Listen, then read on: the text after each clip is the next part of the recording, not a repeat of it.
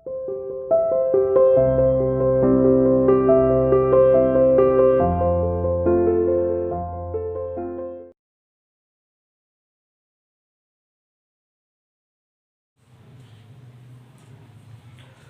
everyone, welcome to CR International Online Classes. How are you beta? Hope you are all fine and doing your work neat and clean. Students, we have completed part first and second of the lesson number 8, the supplementary book. Today we will continue this lesson. We will have to start part third of this lesson.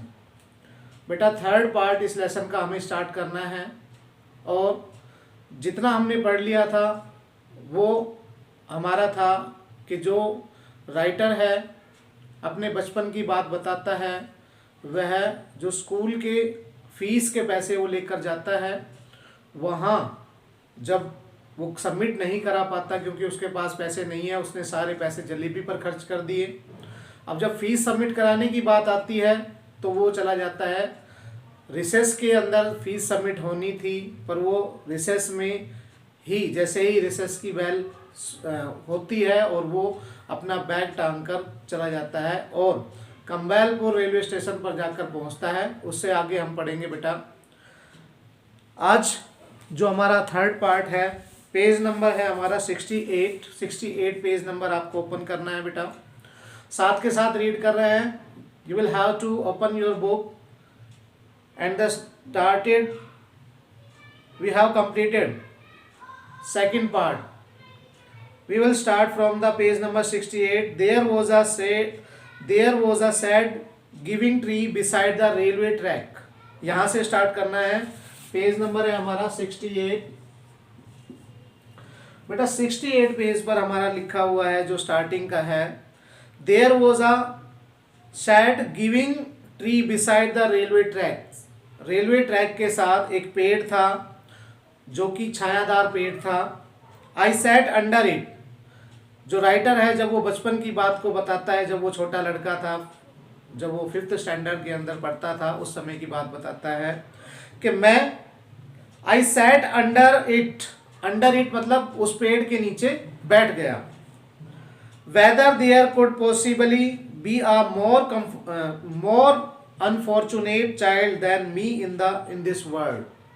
वो कहता है कि मैं जब उस पेड़ के नीचे बैठा and wondered whether there, और मुझे इस बात का आश्चर्य था, could possibly be more unfortunate. unfortunate का मीन्स होता है बेटा दुर्भाग्यपूर्ण। अभागा कह सकते हैं, दुर्भाग्यपूर्ण कह सकते हैं कि मैं संसार में एक ऐसा अभागा लड़का था। उस समय मैं अपने आप को महसूस कर रहा था संसार का सबसे असहाय, अभागा, दुर्भाग्य जिसके साथ हो, ऐसा लड़का था। When the coins had first created a racket in my pocket. Racket का मीनिंग बेटा आप देखोगे नीचे बुक के लास्ट में दिया हुआ है, लाउड नॉइस मतलब जोर से बोलना। तो जब वो कहता है कि मैं संसार का सबसे दुर्भाग्यपूर्ण लड़का था उस समय, क्योंकि जब क्वाइन ने बार बार फर्स्ट टाइम मुझे ये कहा था कि शोर मचाकर, जब वो पॉकेट में शोर मचा रहे थे या बोल रहे थे, खनक रहे थे, the entire matter seem so simple. उस समय तो जो मैटर था बिल्कुल साधारण सा लग रहा था। क्या मैटर था? स्ट्रेट फॉरवर्ड, बिल्कुल सीधा था। स्ट्रेट फॉरवर्ड बिल्कुल सीधा वो मैटर था कि eat jalebi with the fees money, कि फीस के पैसे से जलेबी खाओ, and then pay the fees with the scholarship money, और स्कॉलरशिप मनी से यानी कि जो स्कॉलरशिप मनी मिलेगी वो उससे क्या कर दो, फीस सबमिट कर दो। तो बस किसी को पता नहीं लगेगा, वो अपनी इच्छा भी पूरी कर लेगा। वो कहता है कि मैटर उस समय तो बिल्कुल आसान लग रहा था, सरल लग रहा था, साधारण लग रहा था। I thought that 2 and 2 added up to 4 and could never be 5। मैंने हमेशा से सोचा है, हमेशा से देखा है कि हमेशा 2 और 2 4 होते हैं। I thought that 2 and 2 added up to 4 and could never be 5। How was I know that sometimes it added up to 5 as well. और मुझे ये पता होना चाहिए था, मैं ये जानता था कि 2 और 2 हमेशा 4 ही होते हैं, परंतु मुझे ये नहीं पता था कि कभी कभी वे 5 भी हो सकते हैं, जैसा मेरे साथ हुआ। यानी कि 2 और 2 4 ही होते हैं, पर वो कहता है कि कभी कभी जैसा मैं सोचता हूँ या जैसा मैं सोच रहा था ऐसा होना बिल्कुल संभावित था, पर ऐसा हुआ नहीं। मुझे नहीं पता कि ऐसा 2 और 2 4 होते हैं, कभी 5 भी हो सकते हैं, मैंने कभी नहीं सोचा था। वैसे 2 और 2 4 ही होते हैं, पर इसने एक राइटर है जो वो ये बताना चाह रहा है कि जो मैटर था बिल्कुल साफ था कि 2 और 2 हमेशा 4 होते हैं, कभी 5 भी हो जाते हैं। यानी कि मेरे साथ ऐसा हुआ है, तो इसका मतलब ये है कि मैं जैसा सोच रहा था ऐसा हो रहा था, पर मुझे नहीं पता था कि ऐसा भी हो जाएगा। आई would have postpone my jalebis eating, वो कहता है had I known that I would get the scholarship the next month, यदि मुझे पता होता कि जो स्कॉलरशिप के पैसे हैं वो मुझे अगले दिन मिलेंगे, अगले मंथ सॉरी, मुझे अगले मंथ मिलेंगे, I would have postpone my jalebis eating programme, तो मैं अपना जो जलेबी खाने का प्रोग्राम है मैं पोस्टपोन कर देता to the next month as well, और अगले मंथ पर कर देता, यानी कि जब मुझे स्कॉलरशिप मिलती तब मैं उसके पैसे जब दे देता या मैं जब जलेबी खा लेता। ना for the crime of eating a few jalebis for the first time in my life I was absent from school and crouching in the shade of a tree in the deserted corner of the railway station. वो कहता है अब मैंने जो अपराध किया है ये अपराध ही है फर्स्ट टाइम अपने जीवन के अंदर, और जिसके कारण मैं स्कूल से अब्सेंट हुआ। और क्राउचिंग का मीन्स होता है छुपकर बैठना, छुपकर बैठना, क्राउचिंग का मीन्स होता है छुपकर बैठना। तो वो कहता है कि पहली बार ऐसा हुआ है जब मैं अपने स्कूल से बिना बताए आया हूं और छुपकर एक पेड़ के नीचे, रेलवे ट्रैक या रेलवे स्टेशन के पास एक पेड़ के नीचे बैठा हुआ हूं। Sitting there under the tree, यहाँ पर एक पेड़ के नीचे, at first I feel like crying, और मुझे बिल्कुल रोने का मन हो रहा है, यानी कि ऐसा पहली बार हो रहा है और मुझे इस समय रोने का मन भी हो रहा था। Then I felt like laughing when it struck me that the tears I was shedding were not tears but drops of jalebi syrup। अब वो कहता है वो कहता है कि मुझे हंसी भी आ रही थी कि, और मेरे मन में ये भी बात आ रही थी कि जो अब मेरे आंसू निकलेंगे ना वो आंसू नहीं होंगे बल्कि जलेबी का रस टपकेगा मेरी आंख से, मेरी आंखों से जलेबी का रस टपकेगा। वो ऐसे कहता है, ऐसे फीलिंग लेता है। From the jalebis my thought went to the fees, jalebi का विचार मेरे माइंड के अंदर आया, उससे मेरी फीस की तरफ गया। And from fees to master Ghulam Mohammad cane, cane का मीन्स होता है बेटा छड़ होता है, इसका मीन्स स्टिक होती है छड़।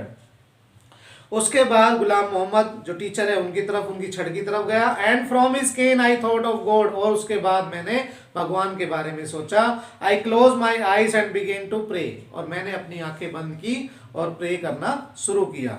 अल्लाह मियाँ I am a very good boy, Allah मियाँ मैं एक बहुत अच्छा लड़का हूँ। I have memorise the entire namaz, नमाज वो पढ़ते हैं, मोमडन है, तो हमने बता दिया था स्टार्टिंग में स्टोरी है जो। तो वो कहता है कि मुझे पूरी नमाज याद है। I even know the last 10 Surat of Quran by heart, और दिल से मुझे जो कुरान के अंदर लिखे हुए जैसे हमारे श्लोक लिखे होते हैं वहाँ पर सूरत लिखी होती है वो मुझे अच्छी तरह से याद है।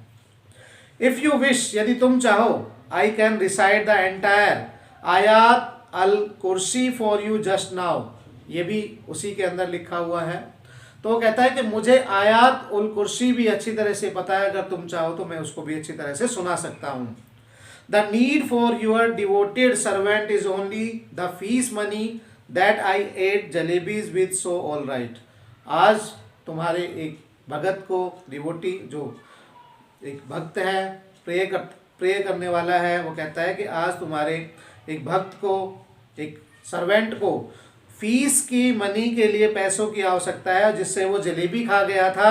सो all right I admitted made a mistake, हाँ मैंने गलती तो की है, वो मानता है।